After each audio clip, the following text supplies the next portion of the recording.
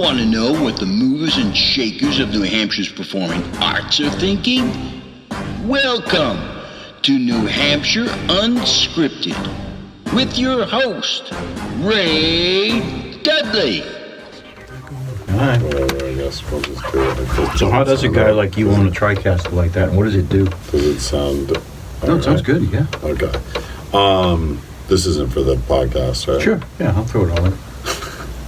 I mean, I don't even want to talk about that thing. Yeah, so okay. That's fine. It's just that's just for broadcasting. So like, I was actually the first person in the country to own like the model that I have, because my investor in the fight we went, and he was like, we have to get this. It was like $27,000, and it hadn't even come out yet. He like paid cash for it. And then we just, but it was like, you know, basically you could control like up to 8 cameras at once. You had instant replay, like all this crazy stuff. Was it just a board? I don't even know what it is. It's a computer-based system, but it's a board. Like, it's basically a live truck in a box. And like, it was at the time, it was like what the X Games used to broadcast, like all the X Games, which was crazy. So it's a portable system? Portable. We made it not so portable because it was so expensive. I got a like really expensive box, yeah, and it probably weighed like 500 pounds. Yeah. So anyway, but we don't need to talk about that. So what are we going to talk about? Well, we have a lot we could talk about. Okay. With you. I just wanted to quickly touch on the film festival that just came by. Okay. So, did you see anything there that you really liked? That you? Did you see Uncut Gems? Hold on one second. All right. So, is there a start to the show, or do you just? Oh, okay. That's why I was waiting for that, so I didn't know when we're in. Okay. All right. Cool. Yeah. So we're going to talk about. That's it. We're going to talk about the film festival. Sure. All right. Well. Did you see anything that intrigued you? Did you see anything that was like unique, or that you were like, oh, I had never thought about doing that with a camera, or any stories that intrigued you? Yeah, I mean, obviously, like, we just wrapped the film festival. It's the 19th annual New Hampshire Film Festival, and it's one of my favorite weekends of the year in Portsmouth, even though it's hard to choose, because I think, you know, Portsmouth's a pretty magical place. But with that being said, I would say that the New Hampshire Film Festival is one of the main reasons why I decided to move to Portsmouth. I've been to a ton of festivals. The very first festival I went to was the Sundance Film Festival, which in the United States is the big boy. In Colorado? And it's in Utah. They built a little village there at the base of Snowboard, and it's amazing. And in Snowboard, it's probably somewhat similar to Portsmouth, except for there's like, you know, $100,000 fur jackets and hats and things like that walking around. But it's become so big, and of course, I haven't been there in years. But at that time, like, you have to drive all the way down to like Salt Lake City to see some of the movies, which is probably about like, I haven't been in a while because we didn't go to Utah very often, but I would say it's like about a 45-minute drive. And I've been to a lot of other festivals that have a lot more cachet, that have like bigger names, and I think a lot of people discount the New Hampshire Film Festival because they just think like, well, what could be happening in New Hampshire? But I think just like Portsmouth itself, and I think it's the reason why they ended up choosing to move the festival. I think it originally started in Manchester, and they felt like Portsmouth would be a better fit for it because it's this totally amazing, like, walkable city with, like, you know, over 100 restaurants and bars, all these beautiful shops. Yeah, it was a brilliant idea. Yeah, and they just keep expanding. Like, the city keeps expanding and doing, like, an amazing job of, like, I mean, some people would call it gentrification, but at the same time, there's a preservation there where it just keeps getting nicer and nicer and better. And so it's not just like the price isn't just going up and then it's not getting better, you know? Yeah. And so with that being said, as far as the festival goes, very few festivals can you go to where every venue you can walk to in under 12 minutes. And so, like, I know that they have like over 100 films from both within the Granite State and international films from around the world. And they're playing, this year might have even been 5 venues. I mean, there's still like the 4 main venues, which is like the 3S Art Space, amazing, with one of my favorite places out front, Barrio. I go there a lot. And then there's also the Loft, which is right across from like the Goat and Flatbread downtown there. And then there's the Moffat Loud House, which is like a historical building, like closer down to the waterfront. And they kind of convert this like this old house into a viewing area, which is kind of cool because it's like bringing you back into one of those like historical original builds there in Portsmouth. And then in addition to that is, of course, like the Music Hall, which is gorgeous. And the bathrooms might be some of the most amazing bathrooms. They're crazy. You'll ever go to. Yeah. So, I took pictures of them and sent them away. Yeah, I mean, just going into the bathrooms alone is almost like worth the trip.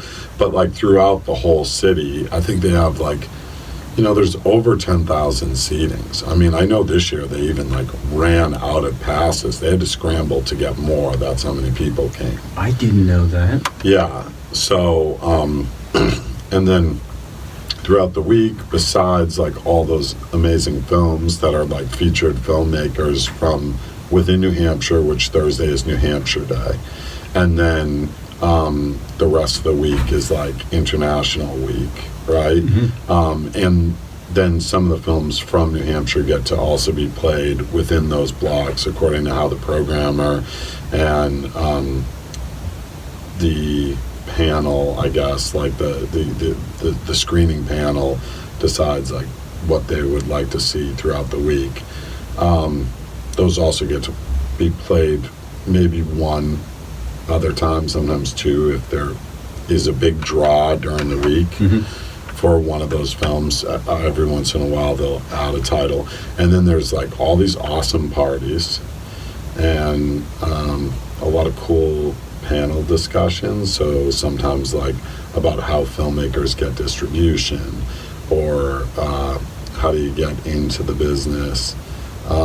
Or, for instance, I went to one that was women in film. It was amazing, and so yeah, a lot of cool stuff that happens there. And so we just wrapped that. I don't typically get to see a lot of movies while I'm there.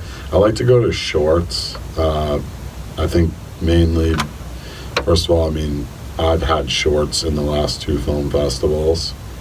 And I think shorts are kind of cool because it's a long time for 4 days to be constantly sitting in theaters, especially if you're partying as well, you know. And so quick little short blocks are cool because it's like a 7-minute movie or a 10-minute movie.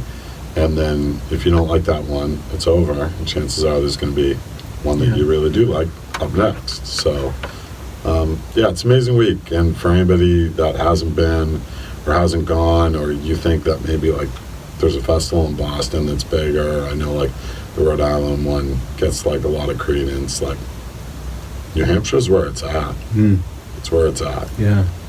Yeah, I was over at I got the chance to announce at the press room. Well, that was on Saturday afternoon, and that was a kind of a unique little. It was upstairs. Awesome. Have you been over there? Yeah, of course. Yeah. And I saw Gutterbug. Did you see Gutterbug? No. I really liked it a lot. Okay, so that was the new screening venue this year, was Press Room. I knew that they had a couple of panel discussions, but yeah, Press Room's cool. It's like a legendary like spot in Portsmouth that they would always have all these amazing bands. There's a kid, Tristan, in town that he kind of like books like a lot of the music venues, and he has a lot of like international connections. He brings in like really cool bands from like all over. This is throughout the year. Yeah, throughout the year. And about 3 years ago, the press room got purchased, and a marketing company in town called Trigger that do a lot of really cool things. They bought it, and they overhauled the building. It was very old and like way behind on a lot of stuff, and I feel like they've like kind of kept it. I mean, it's different, but it's similar. They've kept it to what its original intent was, and they didn't like get rid of the music. It's a really cool place. It's really cool. Did a beautiful job. Yeah. So, yeah. So, to get back to my original question, and thanks for the introduction and the overview of the festival. I probably should have done that. But, did you see anything over the weekend that intrigued you? You know, I mean, I saw a few films. Did you see Uncut Gems? I did see Uncut Gems. What was your impression of that? I thought it was a good movie. That's the Adam Sandler. Yeah, it was an Adam Sandler one. I love Adam Sandler, by the way. Always have. I mean, Happy Gilmore has some regular quotes for me. I have a couple scripts that I think could be fitting for Sandler in the future that I'm working on. Uncut Gems wasn't like my favorite. I think I expected maybe a little bit more out of it. I mean, it was a good movie. Yeah. Not a comedy, is it? Wasn't a comedy. Yeah. He plays like a jeweler, and there's a lot of gambling involved and money and like some mob stuff, and it's definitely a role that you don't see Sandler in. Yeah. So that makes it interesting to want to see. Kevin Garnett's in it. I thought Kevin Garnett was great. But yeah, it was a good movie. Yeah. See Lighthouse? Wasn't my favorite movie I've ever seen, but it certainly wasn't the worst. Mm-hmm. I mean, I'd have a million of those over that. So it was a good movie. Yeah. Did I see The Lighthouse? No, I didn't see The Lighthouse. Yeah. Got a lot of buzz. Yeah. It's the Robert Eggers movie. I mean, here's the thing: is that like, if I had any criticism of the New Hampshire Film Festival, it's the lack of horror. And what's interesting about that is when you go to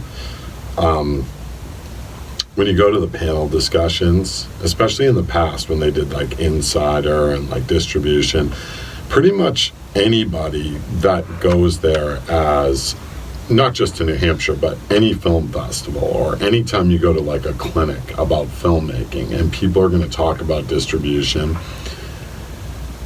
the answer to every question, or 90% of the questions, is make a horror movie. That is legitimately the answer. So that's if it's intriguing. Like, well, how do I get a movie deal? How do I get distribution? And distribution companies that are there, ones that don't even distribute horror movies, their answer is make a horror movie. And is that right? Yeah, it's 100% right. And I think that part of that is it's the broadest audience. It's the most forgiving audience. It's interesting because, people can have their various opinions about different films within the genre, but it covers many genres. But a lot of times, like, horror movies can be cheaply made, but they could still have a great story. Now, look, some of them are super gory and whatever, and that might not be your thing, but horror covers, like, this huge span. Like, a lot of people consider Robert Eggers horror, and if you watched, like, the trailer for The Witch, mm-hmm. I mean, to me, it was like one of the greatest trailers ever made.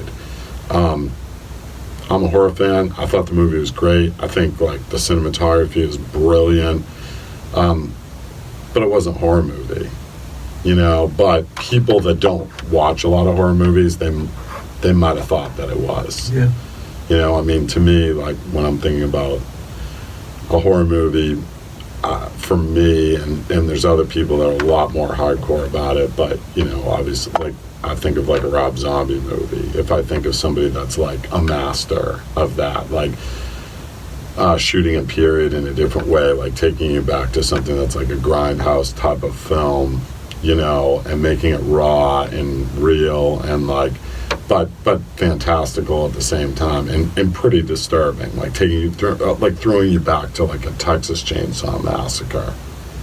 And excuse me. So to answer your question, no, I did not see The Lighthouse. So I don't get the horror genre myself. The closest I get to it is like the original Saw. Yeah. Would you consider that horror? I mean, that's definitely horror. A lot of people call that torture porn. Yeah, I did. I mean, because it's different. I mean, I think the original one was like brilliant, and then a lot of them like followed suit with like, it became more about over the top of like what the traps were going to be and how the people would get mangled, and less about like the psychological. Like, I think like I haven't seen The Lighthouse, but I watched the trailer, I've read the reviews, and I will see it. But from what I understand, it's supposed to be like a psychological movie of, two lighthouse keepers. And, maybe it's supposed to be like The Shining in a lighthouse. I mean, I even saw some of the reviews that said that, like, it will do for lighthouses what The Shining did for hotels, which I found that a funny review because, first of all, I stay in hotels all the time, and even though I think The Shining is maybe one of the greatest movies ever made and terrifying, none of them are. The Holiday Inn is not like the Overlook at all. Oh, really? Yes. And the other thing that I think that's funny about that is that limits their audience a lot to lighthouse keepers because it's like, imagine like Jaws has terrified countries for 4 decades, right? There's still people that are afraid to go in the water. Right. There's about 8 guys out there right now going, I definitely don't want to go back to the lighthouse. Which is like, I mean, and hey, that's what happens when you're picking like a, it's kind of like a guy playing the most obscure jazz song ever. Like, I used to have a buddy that was like a musician, and he'd always try to play these like songs to be like way smarter than the audience, and he'd be like, this song was played once in 1946 in this club, and then after he'd be like, what do you think about the sound? I'd be like, hey, you know why they only played that song once? I'll give you a clue, because nobody ever wanted to hear it again. But anyway, yeah. I mean, so you're disappointed that horror isn't more represented out there. I don't think I'm disappointed. I just think it should be. I think that. How close do they come to? I mean, there really aren't any. Right? I would say. Although there was one that was about a scary couple in the woods or something, right? So The Witch obviously was like bordered it, and then I think it was the year before that they had The Babadook, and that definitely was like a horror film, and that was like pretty popular one. That's a good movie. But I just think that there should be more, because I think that when you look at horror within like cinema, like I just use the point, right, of Jaws, but like that's a serious conversation, right? Like there's a lot of people that is this where we want to go in this conversation? I'm going to say a lot of outspoken stuff that people are going to like probably despise me for, right? I have no agenda. But I think that like a lot of artists like to hide behind their own art. And I've talked to you about this before. And what I mean by that is that some people have a certain pretentiousness with an agenda, but I think that pretentiousness is often put on because they're afraid for their product to be rejected by the mainstream. So, some people will say, well, I only do this type of film because this, and this. But that's kind of an easy way to go, well, see, those 5 people agreed with me, and I don't care what the rest of the world thinks. right? And a lot of times, listen, this isn't to say that movies that are nominated for Academy Awards are not good. Of course, there's a lot that are incredible. But I think that there needs to be a division in those awards that are like, maybe almost like an artistic integrity Academy Award, where those types of people get to like be in a separate category or something, because to me it's a culmination of many things, right? Like, I mean, who would you say are the greatest musicians of all time? And this isn't a loaded question, just like first that comes to your mind. I was thinking of, dang it, I'm terrible. The blues guitarist. Forget it. Go ahead. So he was so good you forgot his name. Exactly. Right. I'm terrible. But this isn't. This is, I guess, kind of what I mean, right? Is like, so for me, I would say, like, if I had to come straight off the top of my head, what I think is maybe one of the greatest movies ever made is American History X. Okay? I think it's a phenomenal film that touched me for days, weeks, months, and sometimes even years later. I think it's an incredible movie. And I think that the way that it's told is not similar to a lot of movies. Maybe now there are movies and shows that are similar to the way that it's told, but at that time, I don't think so. And it didn't get a lot of play. Like, in fact, I first saw it when it showed up in Blockbuster, and I was like, what is this? And there was like a whole wall of them. You know, a lot the same way that I heard about Usual Suspects, which is also another phenomenal, like, ensemble movie. But with that being said about those movies, even though those are great films, and part of that might be because they didn't have commercial backing, and the success that they achieved without that, if you looked at the scale of like dollars put into promotion and vice versa, maybe there's a formula there that figures out, like, okay, well, the profitability of it and how often it's still rented and how, you know, like these types of things. But if I had to rank, like, what do I think is maybe like the greatest movie of all time, without like my opinion of just sheer content, I would probably say it's Jaws.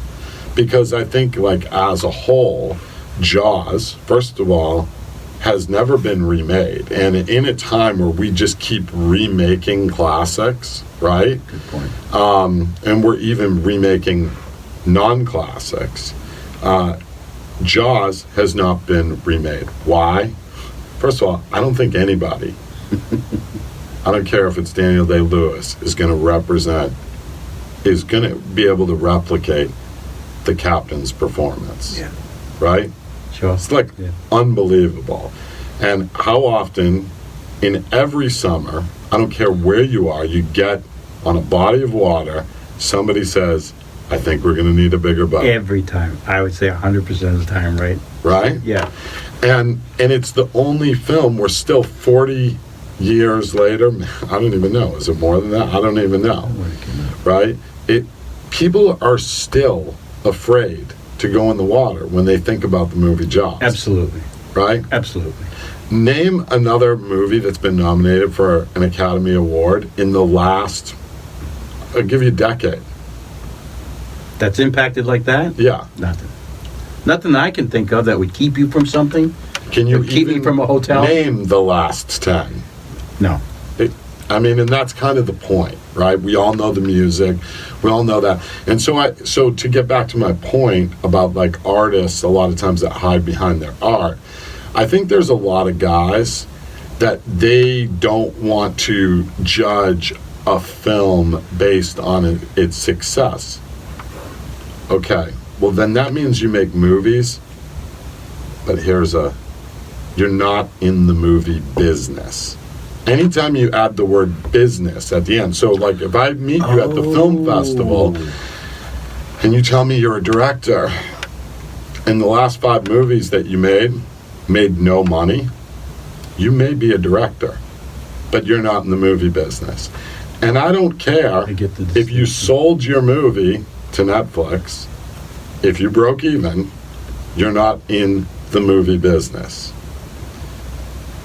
And the reason why I say that is because I started off in the snowboarding business, and then I was in the fight business, and there's a big difference between people that do those things for hobbies or people that do those things outside of a bar when they're drunk on a Friday night and Conor McGregor. There's a big difference.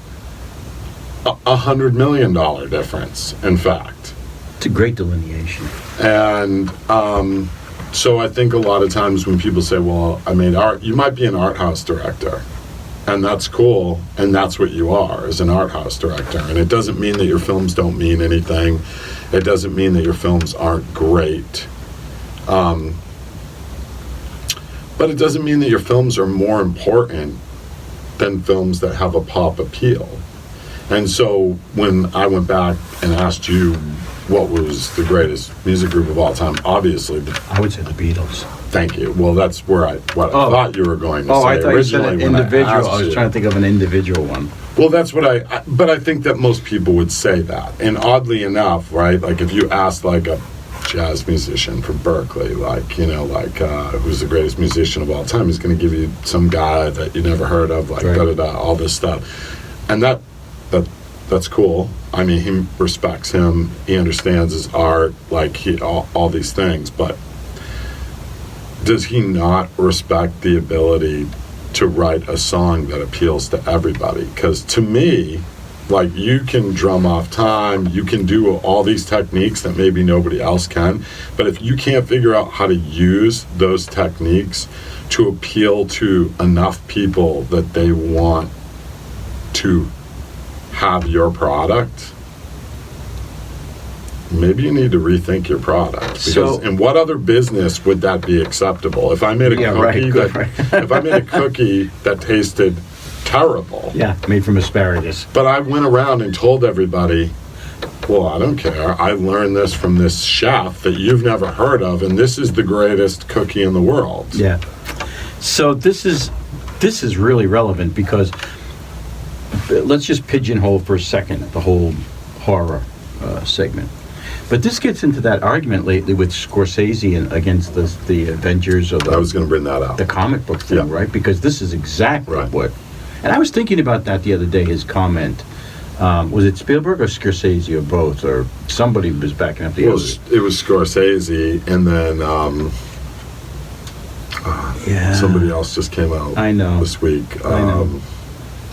Anyway. So he's bashing these, which are multi-billion-dollar franchises. Yeah.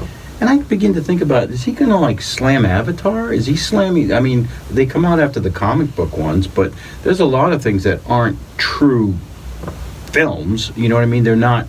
So they use CGI. They're still, the public loves them. Well, obviously. I mean, one of the things that he said, right? And by the way, I mean, Goodfellas, maybe my favorite movie of all time. Mm-hmm. You know, like one of my, like that one, maybe A Few Good Men. There's a few movies that I can watch over and over and over again, right? Yeah. But I mean, wasn't one of the things he said was that it's like this, they do the same thing over and over again, and then cut to The Irishman, right?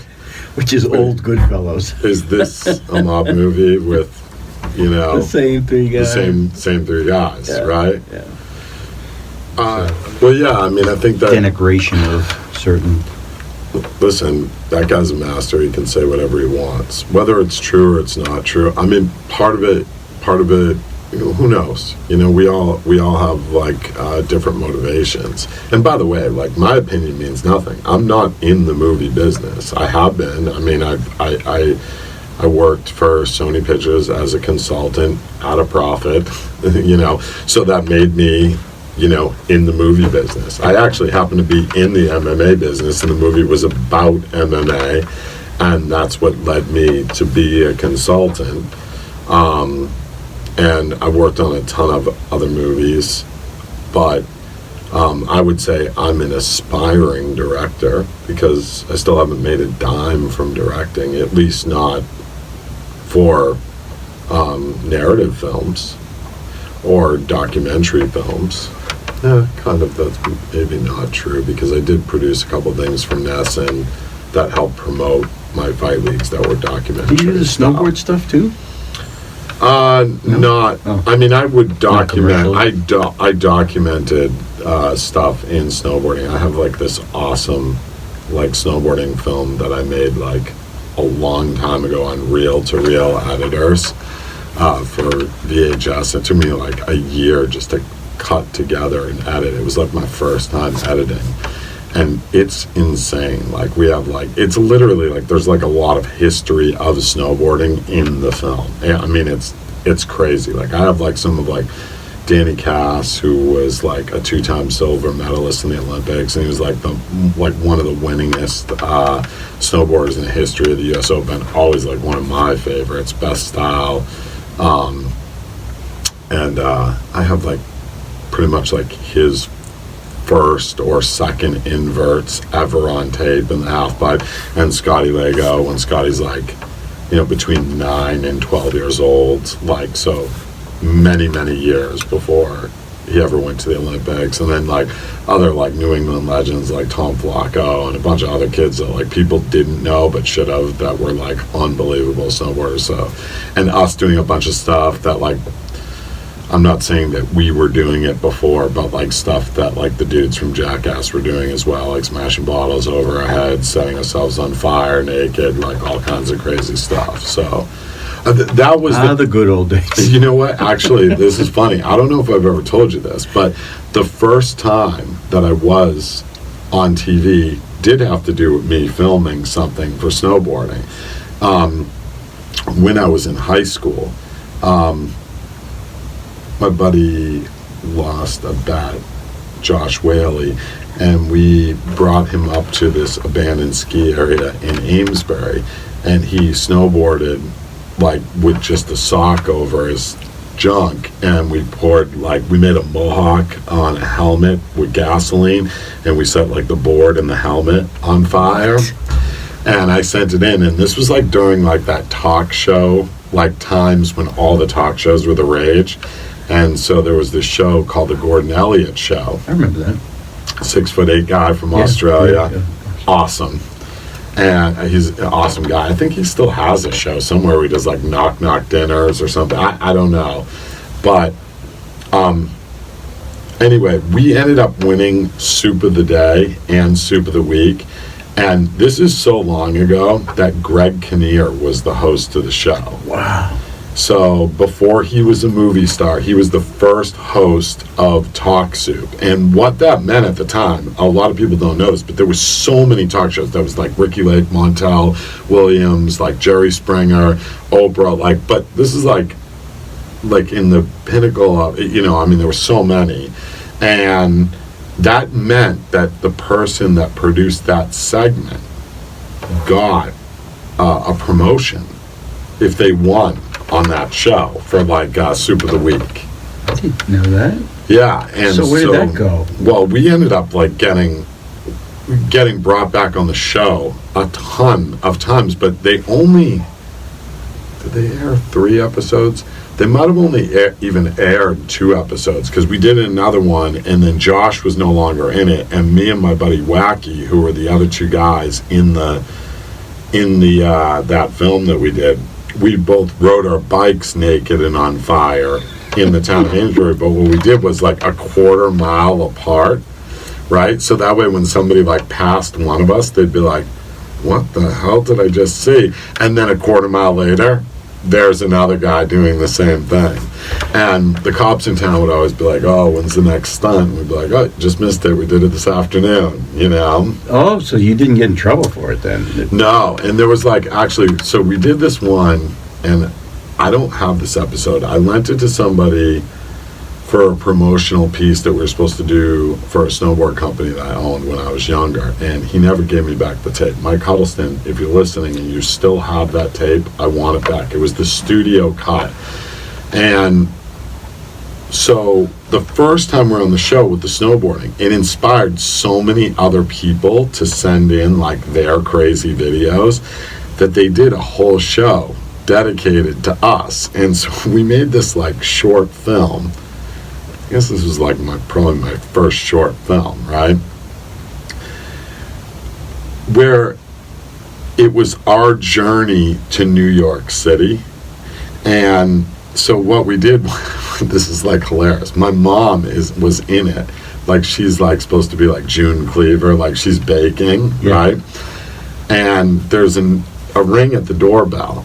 And when she goes to open the door, there's my buddy Wacky standing there with his head on fire, and he's naked.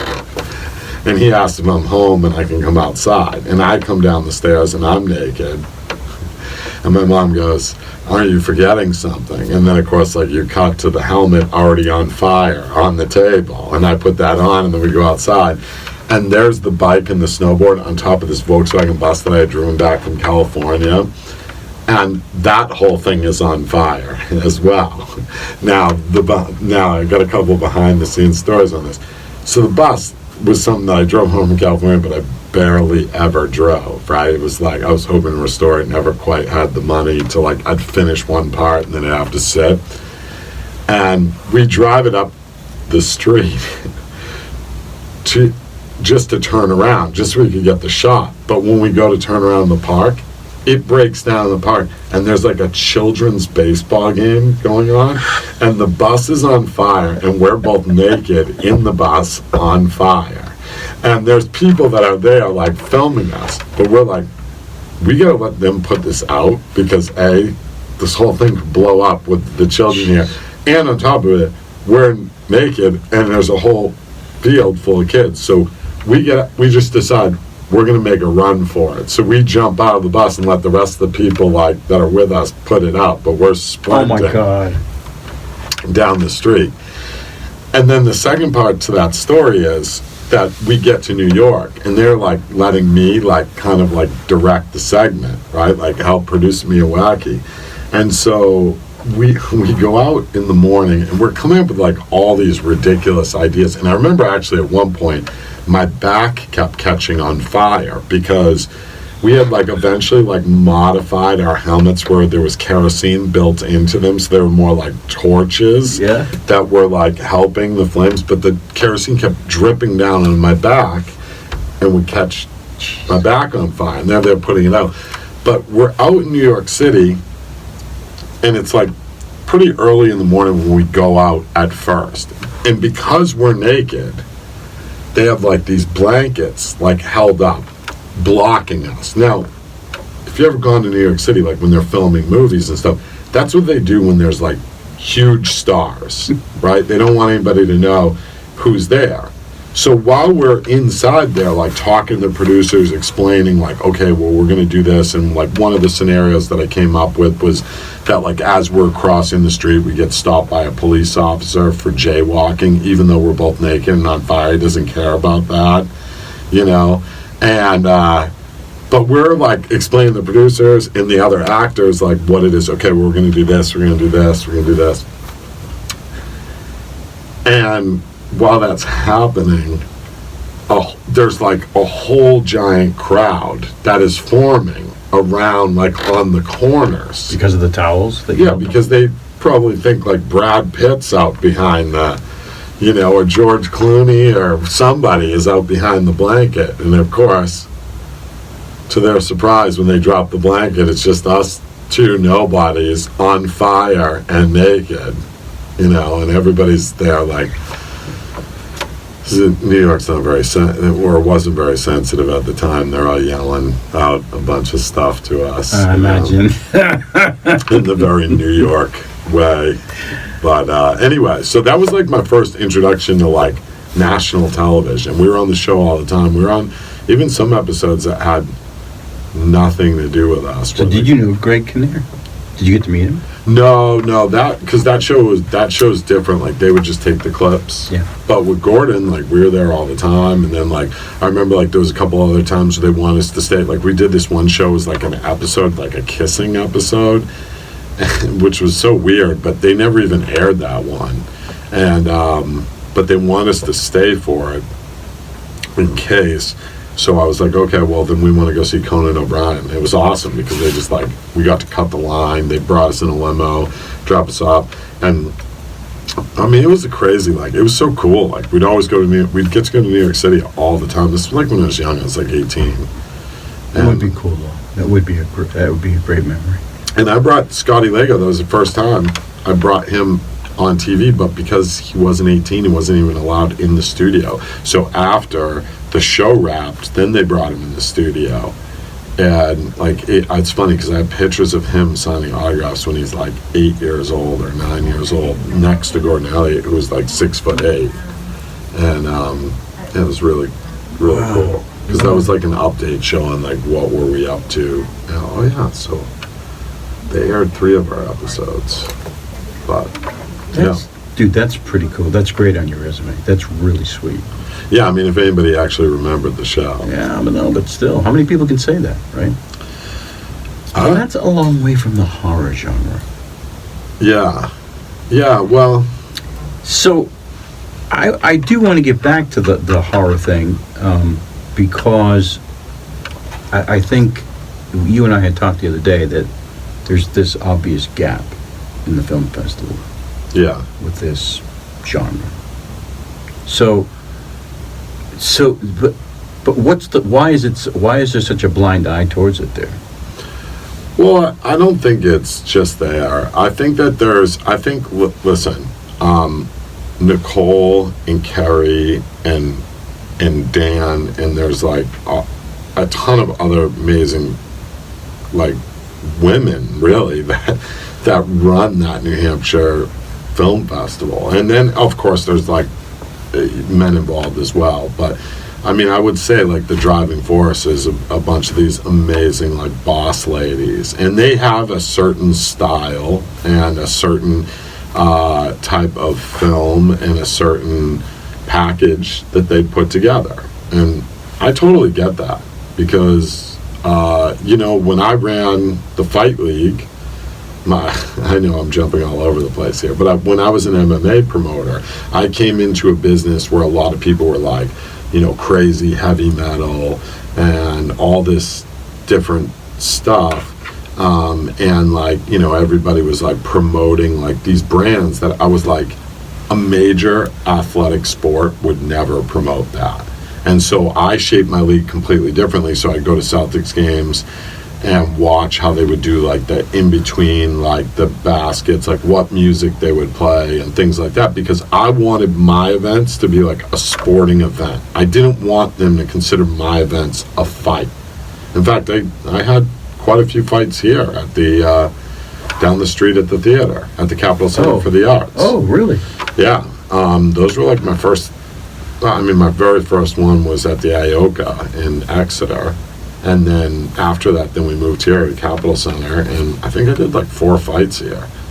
And I mean, that was like even one of the reasons why I like chose venues like that, because a lot of people at the time were doing fights like in the VFW. So to get back to the film festival, I just think that there's a certain sensibility and a certain image that they feel that their festival represents. And I think that that's why. But you said you think it's indicative. It's not just this festival. You find it to be like a...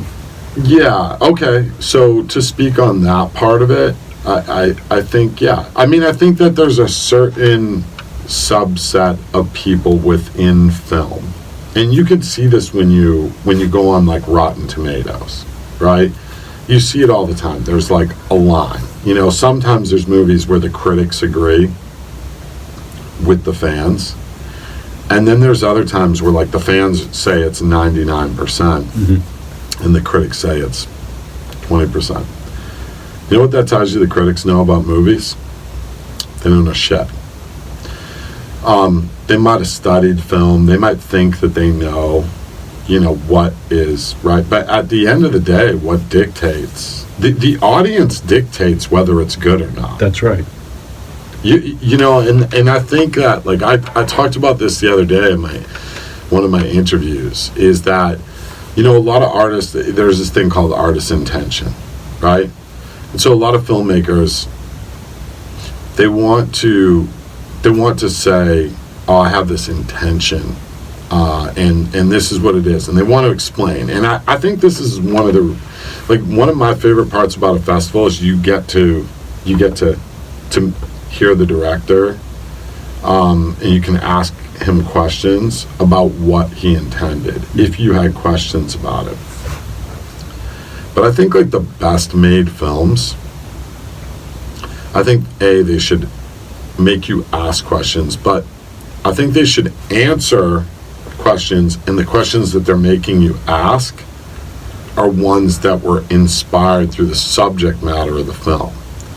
And I think that most great films have a great storyline, and then beyond that, there is a subtext that not everybody else sees, but that subtext is the key to making an amazing movie. And I think that there's a lot of guys that have an intention to make something, and they think, you can't lean in and whisper in the ear of every person in the theater, go, oh, no, that's not what I meant to say. Mm-hmm. Right? It's either clear or it's not clear. And if it's not clear because it's hidden well, and you need to really be paying attention to see it, that's way different than it just not being clear. Mm-hmm. And I think, am I making sense right now? I actually had this mental discussion with myself when I was watching some of the shorts. I was over at 3S. Yeah, it was so I guess, like, that's one of the things, is that with filmmaking, like, a lot of people want to say, well, I made this film and it stands for this and this is what it says, but that's not up to them. So like, there, and let me give you a quick process, right? Like, I would say, like I write my own screenplays, okay? Some of the screenplays that I write, I'm hoping other people are going to direct. And there's some that I hope to direct.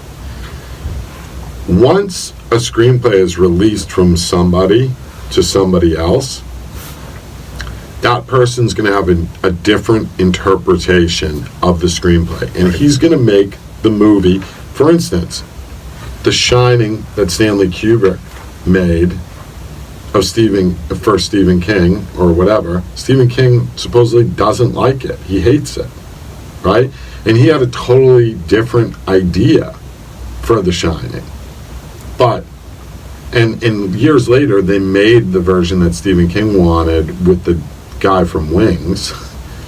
And I mean, it was a made-for-TV version of it, but I mean, it was not The Shining that scares the hell out of us. That's crazy. Right? Yeah. And, but I think, like, that's the same thing, like Natural Born Killers was written by Quentin Tarantino, and Oliver Stone, who's like a renowned director, but like Quentin Tarantino supposedly has never seen like past the first 15 minutes of the film because he hates it. What?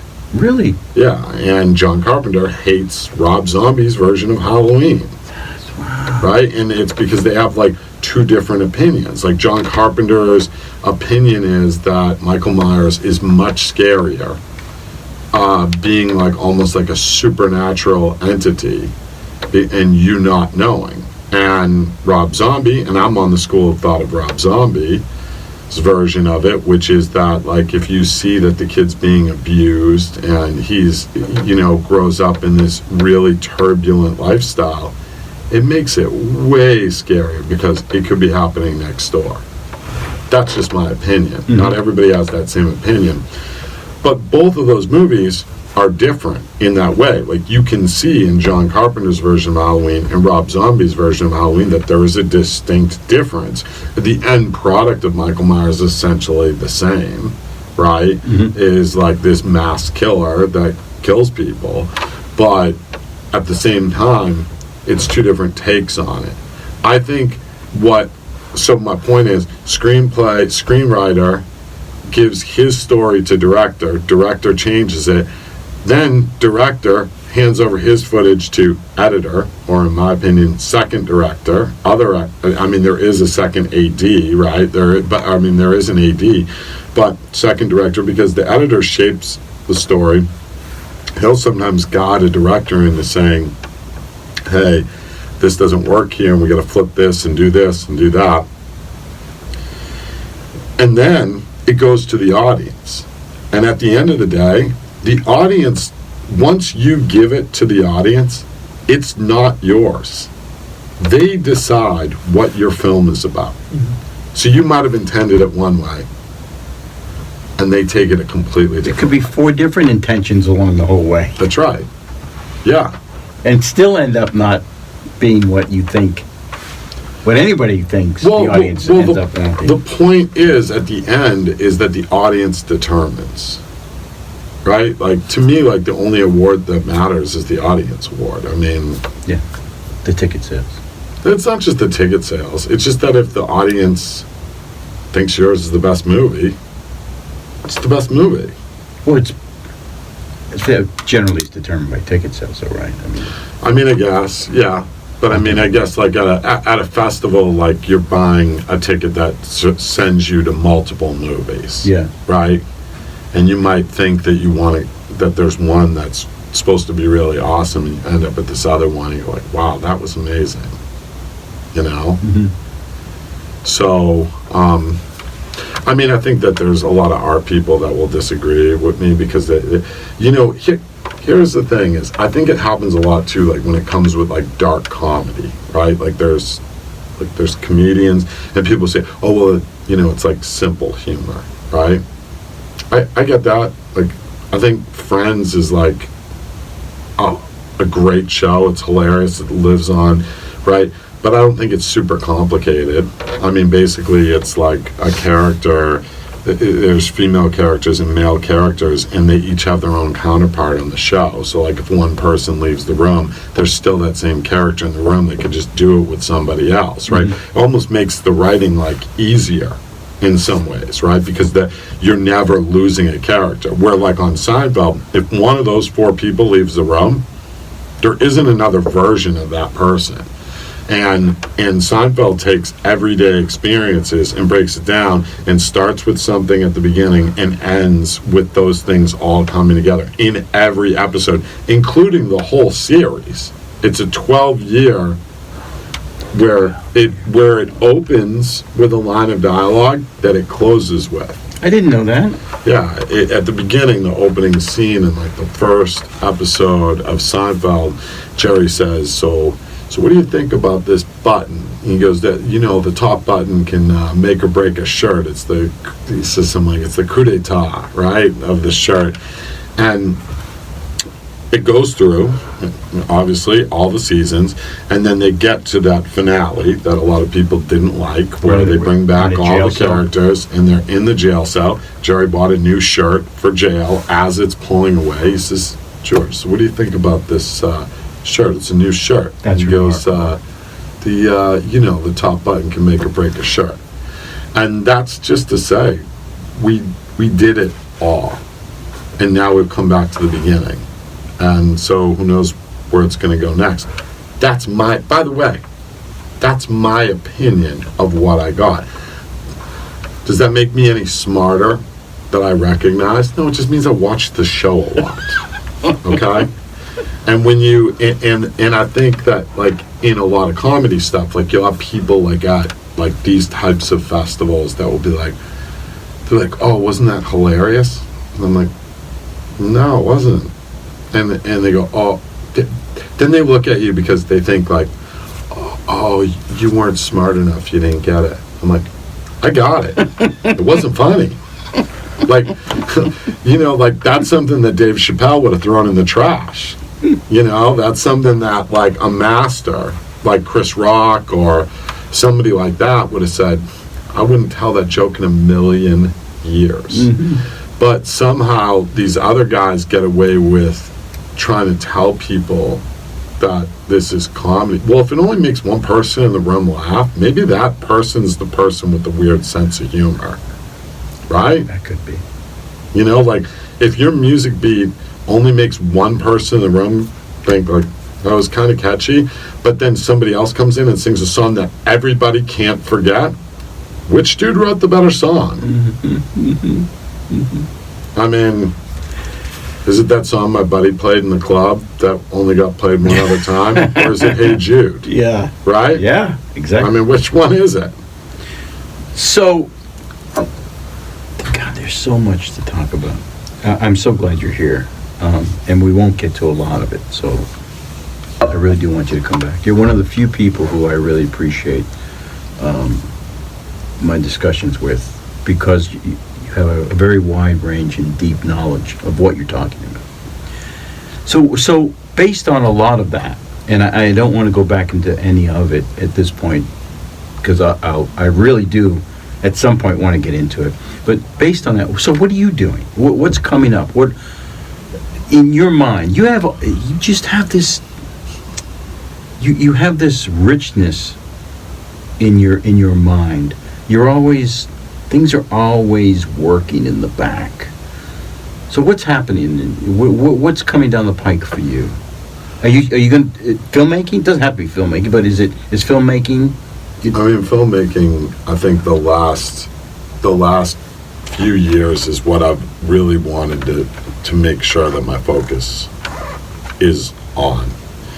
And that's not always easy because I'm not in the filmmaking business yet. Right. I'll let you know when I am. Okay. You'll know because I'll hear the cash register. all the audience will like it.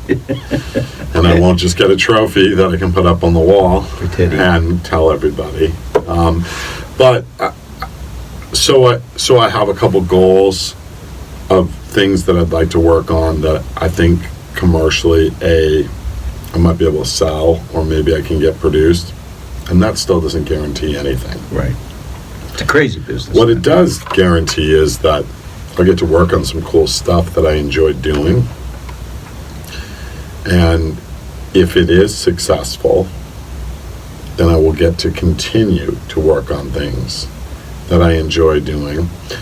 And if those things are successful, then I will get to work on things that may have a bigger meaning to other people. If that makes sense. Yeah. So when we first met, you had a couple of projects you were working on or thinking about working on, or you always have 20 irons in the fire, always. And then you went to Texas for a while. Yeah. And had to put some things on the back burner. And now you're re-emerging. Or have things changed? Well, I mean, here's the thing is, I went to Texas for the next evolution. You know, so like if you, for me as a person, like, look, I just told you the story about me going on TV for the first time. That was like on national TV. That was in 1995, maybe late 1994. God, that was a long time ago. But anyway, that's where I think my love for like producing this type of stuff started. And then of course, like I was heavily involved in snowboarding. I got to be there like throughout like the whole beginning of like the X Games, the Gravity Games, and I was around like all these world-class athletes and like legendary people. And I don't know what it is, man. Like I've gotten to be on the other side of that velvet rope a million times. I always felt like I deserved to be there, whether I had millions of billions of dollars, which I never have.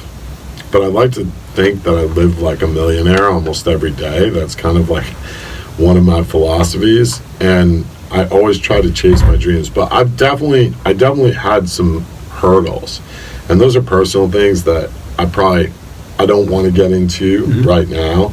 But when you met me, I was coming off of like one of the most depressing times of my life, trying to like rebuild.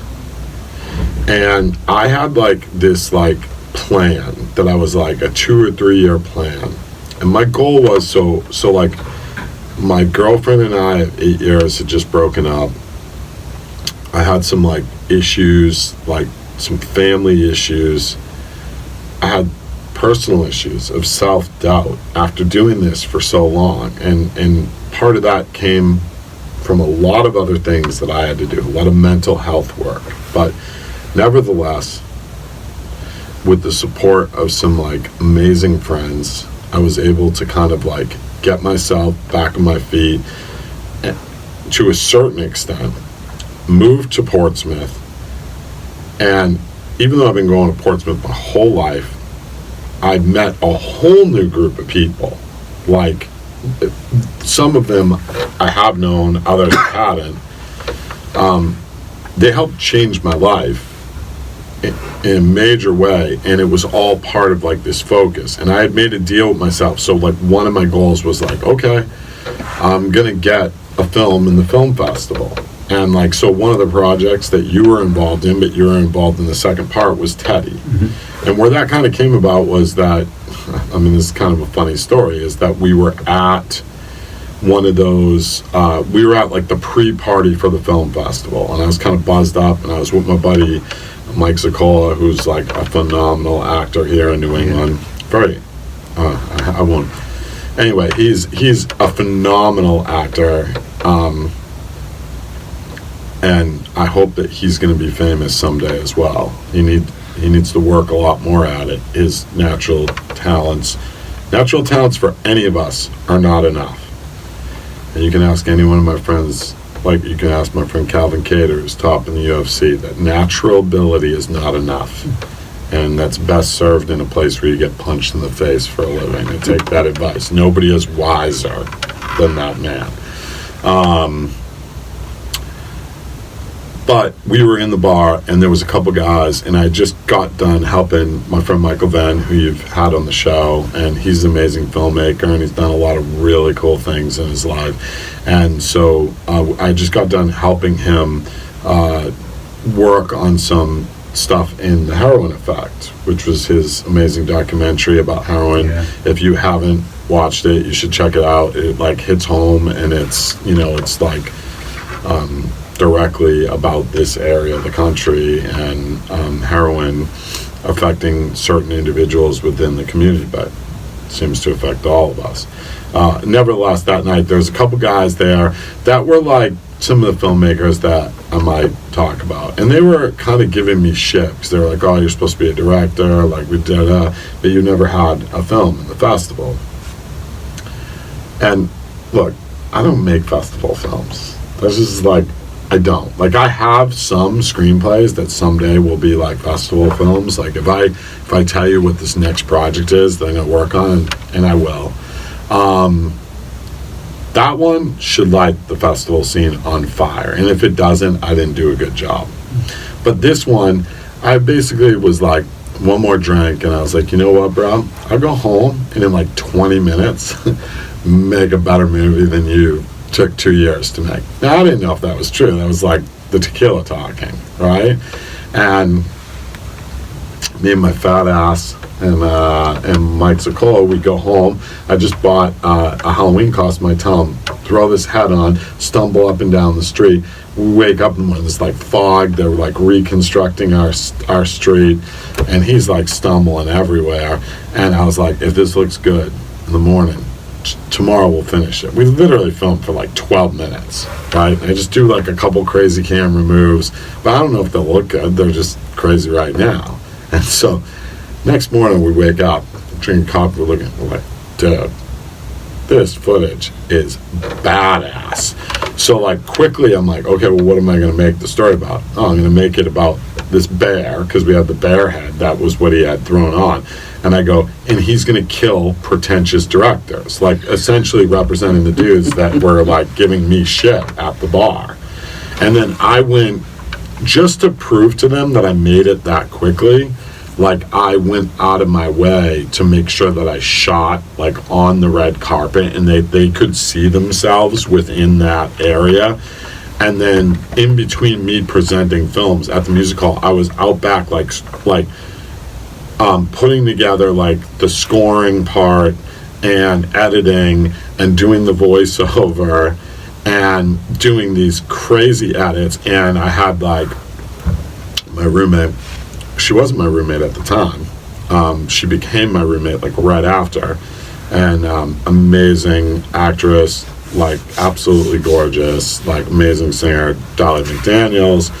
And she is just like a natural. Like she is made for the movie screen. And the same thing with her. If you're listening, get your butt in gear, because that's what you're made for. And I want you to be a big star. But and they were magic together, and we had these like crazy cool shots, and like we did it fast, and Venn came out and like did the audio for us and all that. And then I just released it like that night at the party. So like those guys that were giving me shit, like they got to see like I made it that quickly, and they knew from like the footage. And then like a week later we have that amazing Halloween party in Portsmouth. So I called you up and I go, what do you have for a Halloween costume? You go, I got a lab coat. And I was like, perfect, you'll be a scientist. And then you got there and you're like, what are we going to do? I was like, I have no idea. And I just placed somebody in the parade. We shot in the middle of the parade. And that's like, that was like my lesson to other filmmakers is like, especially now, like with mobile media and the ability of cameras. I mean, like so many people like, and so many people want to be tied to these giant cinema cameras. And that like, that's the only way to make a movie. Or maybe like say like in the, you know, it's funny because you asked me if I watched the movie about the lighthouse, and this is like one of the things, right? So like Robert Eggers shot the movie like on this old camera, and he had like 3 types of lenses available to him or something like that, right? And that's a statement. But if I make a movie only on my iPhone, that's not a statement, right? To one of those people. Well, to me, I think it's like equal statement, bro. Yeah, I'm with you. Like equal statement, because if I make something compelling and entertaining, and I did it in a public place and nobody even knew, I think it's pretty dope. And listen, I didn't know what we're gonna get, right, in that parade. We just go out, you didn't know what we're gonna get. It doesn't make a lot of sense to people. I'm telling people, run back and forth. I'm just doing camera moves, and we got what we got. It was a great night. But we got what we did get. We didn't have to build a lighthouse out in the middle of a ravine in Canada. We got a $20 million set. Yeah. For free. Yeah. Thousands of extras. Right. Please. And if I had gone to a studio and said, like, I want to do this in a scene in my first movie, they'd be like, yeah, go screw yourself. Like, we're not funding that. Like, with the towers and the police and, like, 5,000 extras and the best Halloween costumes ever. By the way, if you've never been to the Halloween parade in Portsmouth, it's besides Salem, the second biggest Halloween parade in New England, and it's amazing. And Jonathan Day and the rest of the crew are working hard to make it like even better. And who knows, there could be some amazing things that come in the future as a result of me shooting in that parade of some things that we'll work on. But anyway, that was Teddy. And so then so to go back to when you met me, I had this like 3-year goal. And my goal was to get a film in the film festival. And the first incarnation of Teddy did not get in. It came from other guys giving me shit. And then I bookended that with your version of the story. We put it together, thanked the people of Portsmouth, included Portsmouth. And even though I knew that was not a festival worthy like type film per se, like for those types of festivals, right, I knew it was like almost impossible for them to deny it, because I mean it's like it showcases Portsmouth. There is no doubt it showcases Portsmouth probably more so than almost any other film. Like a PSA. Right. Especially Portsmouth at the time of the festival. It showcases the festival, it showcases, you know, all that. Simultaneously, one of my other goals was that I would lose weight. And that I would start taking a lot more classes on both writing, directing, and other things, just getting smarter. That was like, so like, I immersed myself in like positivity podcasts and knowledge like classes. Like the masterclass stuff. Masterclass. Best $200 you'll spend all year. I don't care who you are. You know, it's like, just like cool mentoring stuff. It's like, you want to cook dinner for a girl? Who better to teach you than Gordon Ramsay?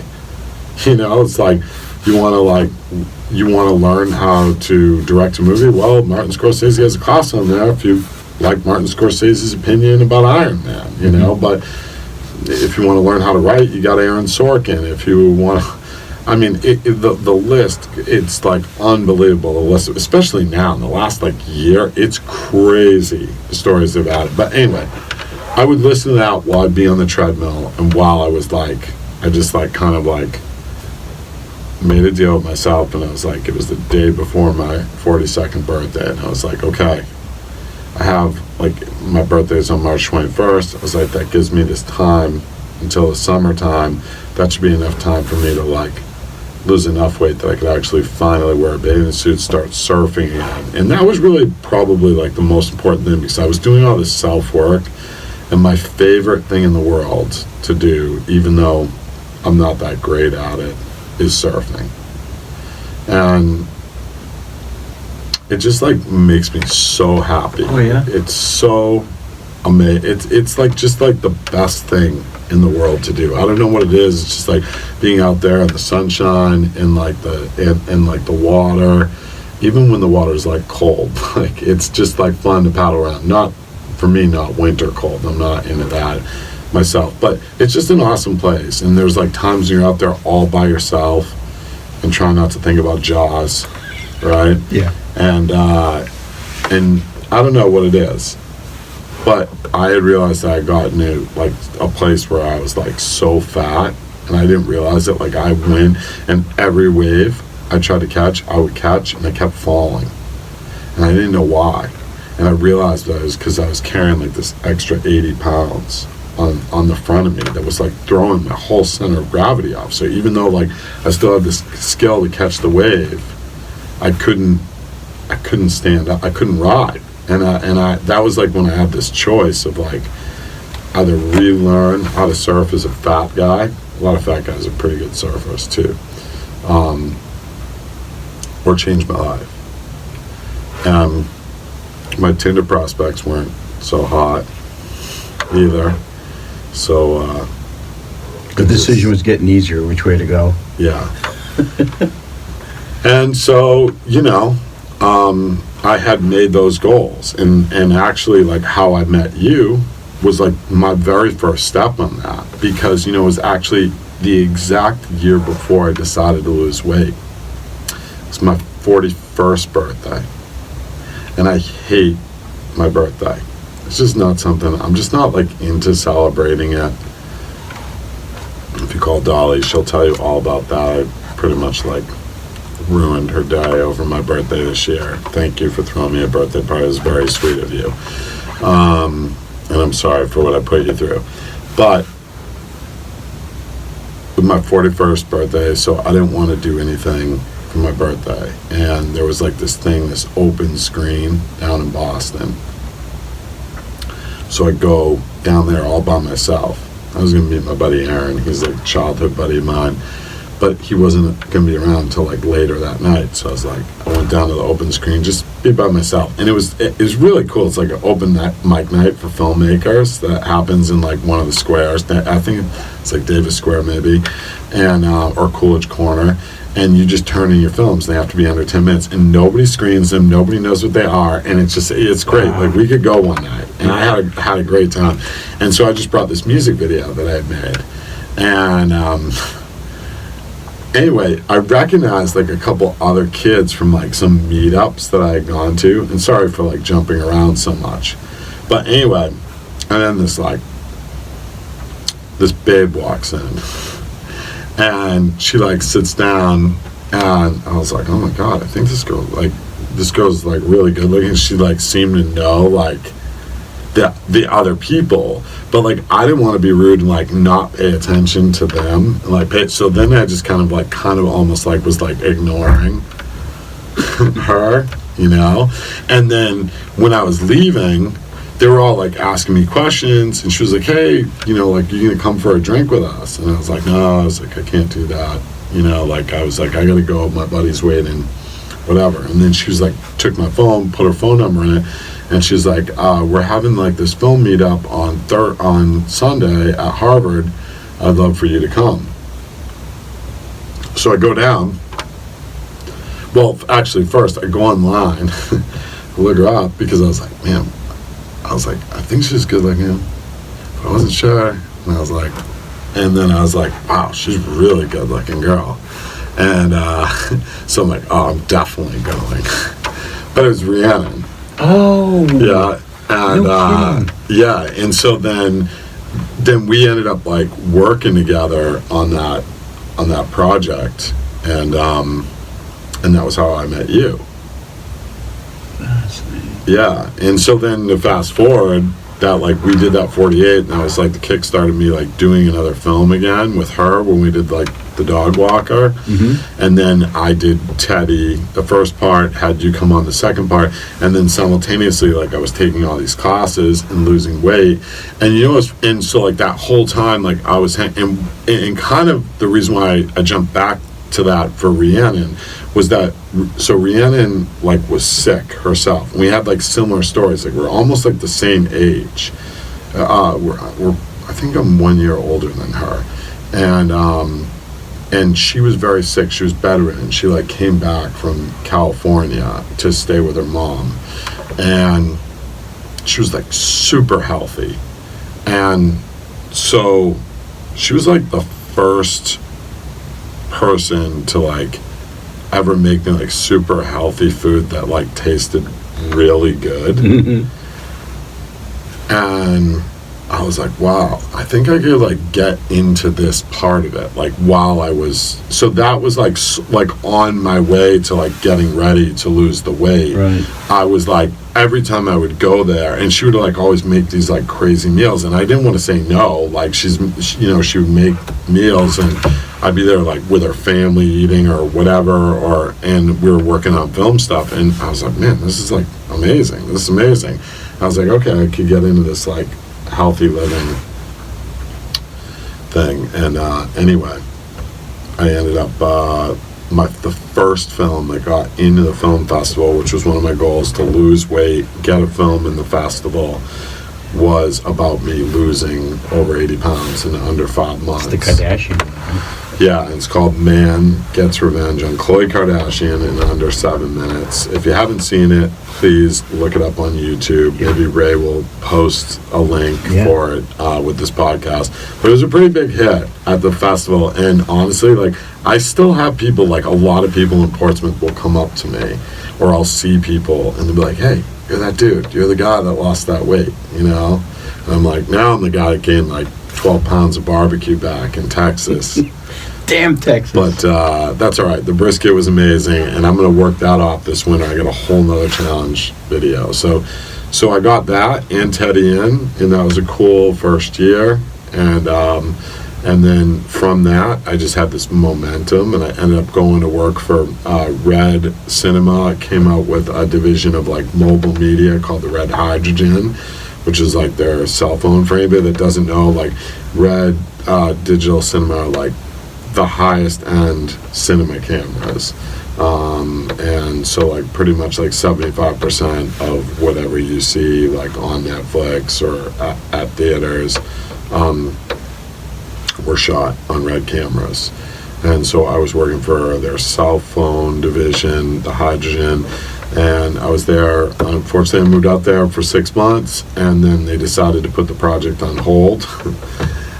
I couldn't just put my life on hold, and Austin was a cool place. I got to work on a real life Western while I was there, and I also did a 48 with Dali because she moved with me from Portsmouth to Austin, Texas, and we did one called Number Neighbor, and we did that with like another amazing actress named Layla Scott, and it came out really well. And a bunch of other awesome guys, including like my buddy Kenny Fothergill. Like I've known him for like probably like 5-6 years, like I worked with him at this place like very briefly, and it was always his dream to be in a movie. And I was supposed to go visit him in Austin just before I had moved there, and I called him and I was like, hey, I'm moving here. And so like at the end, it was like him, my other buddy Rick Broider, who's actually from Concord. I hadn't seen Rick in like 8 years, and it happened on the same day we were both arriving in Austin. What?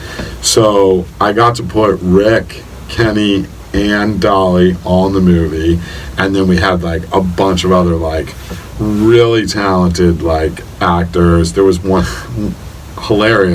kid that's in the movie. It was like his first week in the United States, and like he's like a really big actor in Nepal, and we had him do the most ridiculous things in our movie, and I felt so bad after, but he was a great sport about it. Amazing. And I couldn't have done that without like also like Joe Kelly and Christian Holdenow, and who's like amazing like producer in Austin. And so I'm going to go back there, and I'm going to be shooting some other movies. That's where I'm going to probably work on my next project.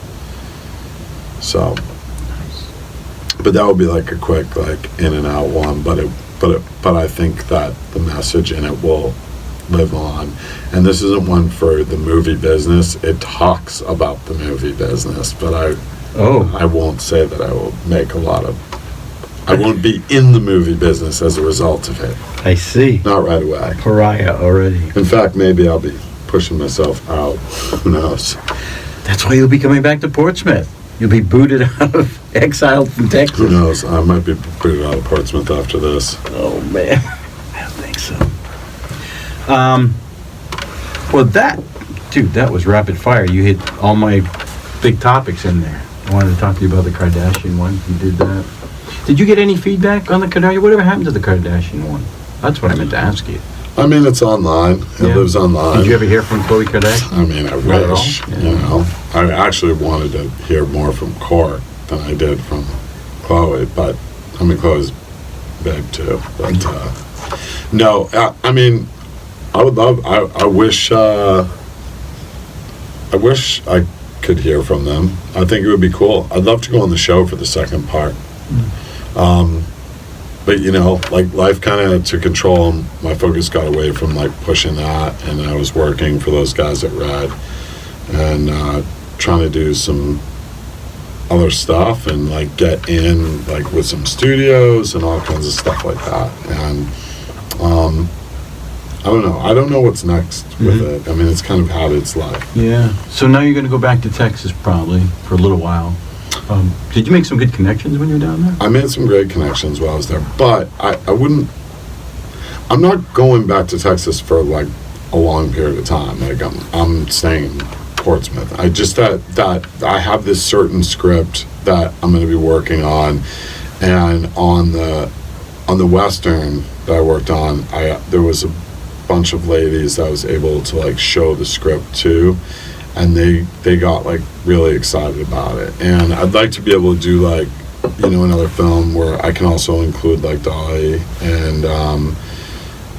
and Christian, who is my producer on that, and Joe Kelly, like all these other people that I've met that are like super passionate about film. I think that's like the difference.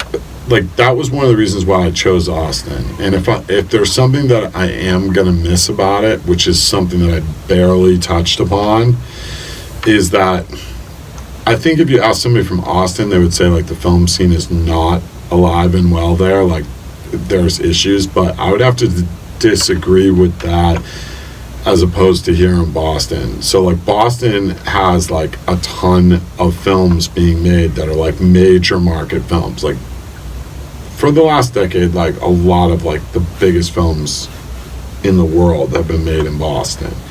And it's between Boston and Atlanta. And I would say Atlanta now definitely has taken it with that new Tyler Perry studio that he just built. But the thing is most of the people that are working on those films are like half the crews from LA, at least. You know, we're in Austin, like there's all these like like smaller, like medium-sized productions, and a lot of people from Hollywood are moving to Austin. They have tons of entertainment mixers. There's tons of people that like act for a living. And, you know, it's interesting because here you get a lot of people that they're like, you want to do these small projects, right? And everybody wants to know what they're going to get paid. And I understand that. But, you know, you should get paid for art. Everybody should get paid for a skill that they do. Everybody should get paid for art. But you also have to earn your way. And this is something that I'm going to say that people do not want to hear. But because I was a fight promoter, I can equate it to that. And trust me when I say that becoming a professional fighter is much harder road. Whether it's harder, it's a much harder road than becoming a professional actor. Because the basic example is you're not getting punched in the face for free. Yeah. For all those times that you do stuff for free. And I've got news for you people, even if you do stage combat, it's not the same, okay? And so that's one of the major problems that I have, because I will say to somebody, because again, I like to look at the business of something, is, okay, somebody will say, well, they're not a professional actor, and they never had classical training. And it's like, okay, well, what does that mean? Because you're a pro. Why don't you actually? I want you to school me on this, because you are a classically trained actor. So I have no training. You have no training. None. But you've been doing theater for how long? 40 years. So you're classically trained. Okay. I'm going to give you that title, right? Okay. I mean, do you look at people that are classically trained and go, they're much better than me? Not at this point. Okay, so when did that stop? Oh, I don't know. I reached a point in my life where I thought, that's not that hard, in my opinion. That's not that hard. They're not doing something. I mean, 10 years ago, 15 years ago, I finally equated myself. You play this crazy game with yourself where you pretend that you're not. Oh God, I'm gonna get in trouble here. You pretend that you're not as good as you are because it looks good, that you stay humble. You know what I mean? Does that? And so I finally reached a point where I started equating myself with other people. I said, I can do that. I do that. I can do that. They went to school for that? I didn't go to school for that, you know? And so I just one day realized I don't want to play that game anymore. I don't mind saying that I'm as equal to that person that has the schooling or the training. Right. I mean, I know that probably doesn't sound good to say that kind of thing, but you play that game a lot. Well, this isn't brain surgery. Right. I'm not going to, I mean, truth being told, is if you were fixing people's brains for 40 years and somebody else just got out of school, this is like the you're minimum the guy wage that would argument. be teaching the class. Right. This is like the minimum wage argument. Right? I mean, tell me. What should somebody be getting the same amount of money to flip burgers as the guy who's running the joint? Hell no. Yeah. He should have a minimum wage because he doesn't know anything yet. Right. He doesn't even know how to turn the fryer later on. Yeah. So you don't pay him what somebody who's been flipping things for 30 years, you know? I mean, that's my opinion. Yeah, I didn't even know that was I mean, I guess it is. I should know that, but I mean, I there are people out there that think that, like, I mean, I know that like, their starting wage should be equal to the person somebody that's who been doing it for 30. Well, that's absolutely ridiculous. That you come out of high school and should go get a job that some guy who just finished college and has an actual degree and goes in and the two of you should be making the same amount of money. That's stupid. Yeah. How can you can't equate that? That's not. I would say where I would equate it is like if somebody didn't go to college and they worked somewhere for 4 years and did learn all the ropes, and the other guy came in that just graduated from college but never worked there, shouldn't get the management position over the guy that had all the other It's the same argument. Yeah, I agree with you. Yeah, because that life experience is way more important than what you're learning. That's correct. Behind the scenes at college. In fact, most of the time college is out of date. Right.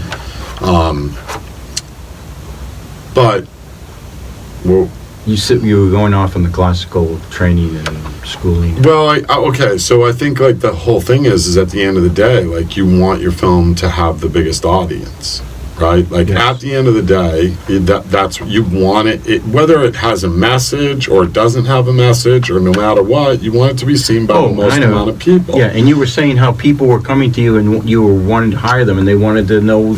I mean, you wanted them to act for you or work. And they want to they want to get paid, and what they don't understand is that, like, okay, I wrote the script, I had to buy all the equipment, I had to work for years to save up to buy all this equipment. I'm going to do the editing, the scoring, like my time in and out is way beyond, and all I'm doing is creating a platform for you. And I get that, like, you should be compensated, but I want you to tell me why you should be compensated. Is it purely based on your acting ability? Or because I think it should be based on your draw, matching your acting ability. And actors hate hearing that. They absolutely hate hearing that. But here's the truth. If I got a kid on YouTube that has 30 million followers, he doesn't have the classic training that you have, but in the time that you were at school, he was building this crazy following. Now I have 30 million people that are automatically going to take a look, or at least consider to watch my film. The value to that is so much more than having somebody that may or may not be, and I'm still rolling the dice on that. That's right. And you know, and that's the part that, like, you know, it's like when it comes to fighting, like I used to have this saying, and some people agree, some people will disagree, but like Calvin and I, we talk about this all the time. There's some guys that are purists that will probably disagree with this, but fighting is the easy part. There's a lot of guys that like, and it's not, but it's so hard, and it's the toughest sport, and like the things that these guys put their bodies through. But with all that being said, at the end of the day, if you want to make it to the big show, you can be the best fighter in the world and not make shit for money forever if you don't know how to sell yourself. And so that's why, like, you know, like at Combat Zone in that fight league that I was helping Calvin run, or in my league, like, we have the cameras, we have the lights. That's all to prepare guys for when they get to the UFC, that they're used to that. They have to do pre-interviews, so they're used to it. But a lot of times we get held up by those guys where they don't understand the value. They'll go fight with another guy that's offering them $100 more, and what they don't understand is what we were offering is them the value of experience that will help take them to the next level if they get to that big stage. It makes them more valuable when they get up there. That's right. And the whole thing is that a lot of people that are actors and actresses, I mean, sure, there's people that it's funny how it reverses, because it seems like when some actors or actresses get really successful, then they'll swap sometimes and go, you know what, I wanted to get away from these other things that I was making money in, and I'm going to take this other project. And by the way, I fully understand that, because that's essentially what I'm saying about making a commercially successful movie first and then making a movie that matters. And the reason why I say that is because A, I'll have a bigger platform to get that meaning out to more people, so it affects more lives and helps more people. And at the same time, I am able to do it better because now I am monetarily okay to put my focus on that project properly. But if you are an actor or an actress, and it's funny because one of the things that like Sam Jackson talks about in his masterclass is, look, I'm Sam Jackson. I can turn down jobs, right? And he's like, but if you are not doing this for a living every single day, like, essentially, like, what he talks about is you should be getting and taking every experience possible. And there are so many people that come in, and so I equate, like, actors and actresses, what is your quantifiable value? Because if I need a police officer, I have a lot of friends that are police officers, and some of them are interested in acting, and I think I'm a pretty good director. So, like, Am I going to be able to teach a guy that's never cuffed somebody? No, I can't even teach them how to do it because I don't know how to do it. But my friend that's a cop, I can just have him come in and just do it. Right. I don't have to say act like a cop. He is a cop. Right. Right? Like, if I need to get a friend, that's a drug dealer. And that makes that I get a drug deal. You know? Okay. I mean, you know what I mean? Yeah. Like, Well, and actually that increases that cop's value, right? So if you have two people who come in, but one inexperienced actor who could play a cop, right. maybe not very good, and then you have a cop who can do the job, the value of the actual cop is more than the kid who wants to come in and says he can be the cop. And so his remuneration... And why is that? Because also, not only, the cop also might come with a car. The cop comes with the uniform. The cop might come with a few other friends in some background cars or a station. Right. Right? And you know what you're coming with? You're coming with a degree that says that somebody else thinks that you're good enough to act. Yeah. So when that kid comes to you and he says, "How much am I going to get paid?" Yeah, well, one of you is worth getting lunch. Next director. One of you is worth getting lunch, Right. and one is worth getting money. Right. Yeah. The kid whose value is based on somebody putting a degree in his hand and saying you can do something now is only going to get lunch. He hasn't proved himself. Right. And that's where it comes back to, like, our argument, like, when, as the fight promoter, is when I always say that is, you know, there's a lot of fighters that, and look, there's a lot of scumbag promoters, right? But what, like, a lot of fighters, like, never understand is, like, it's a lot easier for me to put a value on this because film sets are always different, right? Like, it depends on what the size is. But, like, a lot of fighters don't understand is that, like, you know, the amount of money, say, like, that Calvin spends in a night to put on those fights is, like, we're talking like $30,000 to build a platform for them. And the truth is like, he's not telling them to fight. They're coming to him asking, can I fight? And why are they doing that? They're doing that for one of two reasons. They want to impress girls on Facebook, or they want to make it to the UFC. No matter what the motivation is, look, if they want to impress girls on Facebook, they have less of a motivation to do it for less money or whatever, okay? Because that just means, hey, I'm just doing it for right now.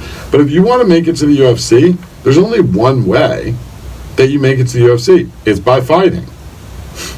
You know, that's it. Yeah. So if Calvin doesn't put up the 30 grand, that means you're going to have to put up the 30 grand to make your own platform, right, to showcase yourself to Dana White. Right. And so that's what I tell actors all the time is, like, okay, well, it's cool. You make a movie. And I'll tell you what, like, I'll trade with actors. Like, if there are actors listening to this right now that are kind of, like, almost mad that I'm saying this, like, here's the thing. Come work on my movie for free, and I will help you make your movie for free.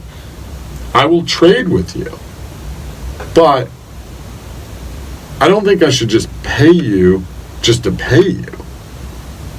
I don't know. Am I wrong about that? No. Well, but this gets back to what you had said earlier about you think people should get paid on some level for their art, for their work. So, I mean, but again, there's degrees of that, right? Right. I mean, so if somebody comes to you, you don't even know them, and they have to prove to you their value in order to say, I deserve X number of dollars. You're just not going to pay them $1,000 because they show up on set. That's stupid. Right. They may not have any. They may not even be that good. Exactly. So until they can either prove to you their value, I have no problem with actually losing money doing acting, because in a way I look at it as a learning experience. I went down to New Jersey and I did, I don't know, the Discovery Channel thing. But I did that. It cost me money. I had to shell out money for a hotel, the gas, my own food. Yeah. And then when they pay you, it's stupid. It's no money at all, hardly. But I went down because I wanted to learn. Right. Now that increases my value later down the road.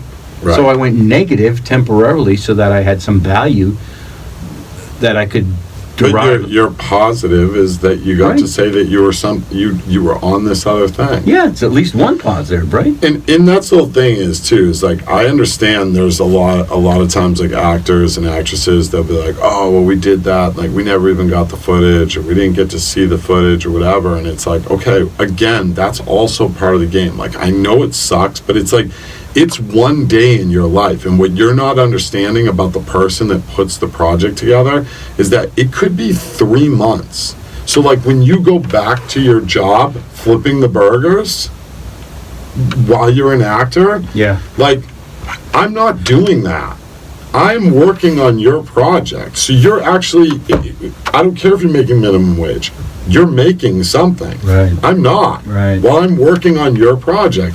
And if I don't have time to finish it, I don't have time to finish it. And if I don't see the foreseeable end, like, thank you for helping and thank you for being a part of it, but you're doing this because this is what you want to do for a living, and this is part of what happens. Well, I think in this industry too, there's a lot of these projects that are in different stages of development. Right. Some things take years to finish. Well, and that's just it, is that, like, you know, that there are some things that, like, people want to see that they were in, or people want to, and I get it, because it's like they want to put that in their reel.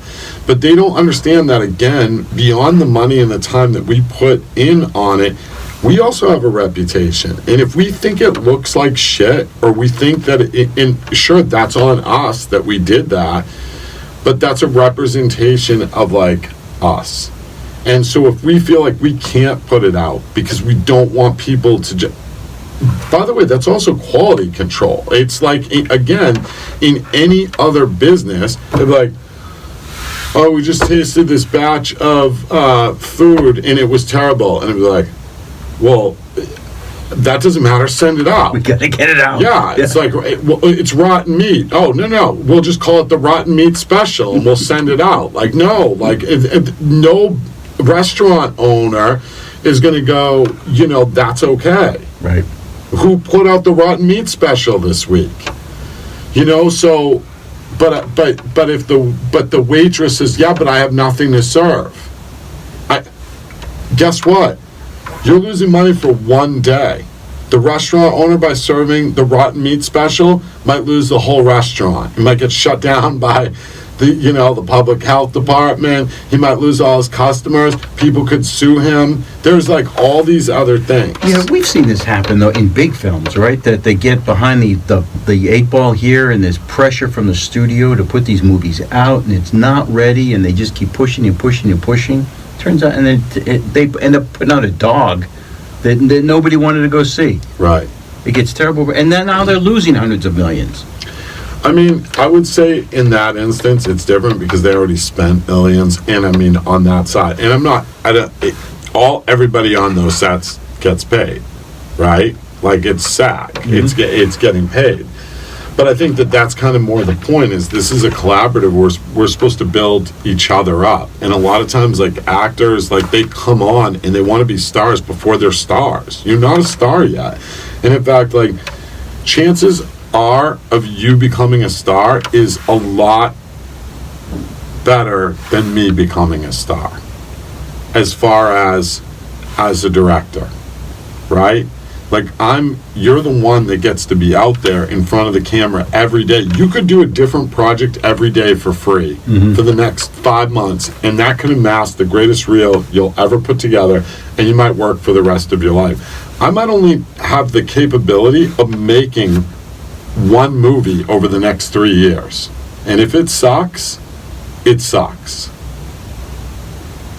That's 3 years gone. That's 3 years. Gone. Yeah. I could die in 3 years.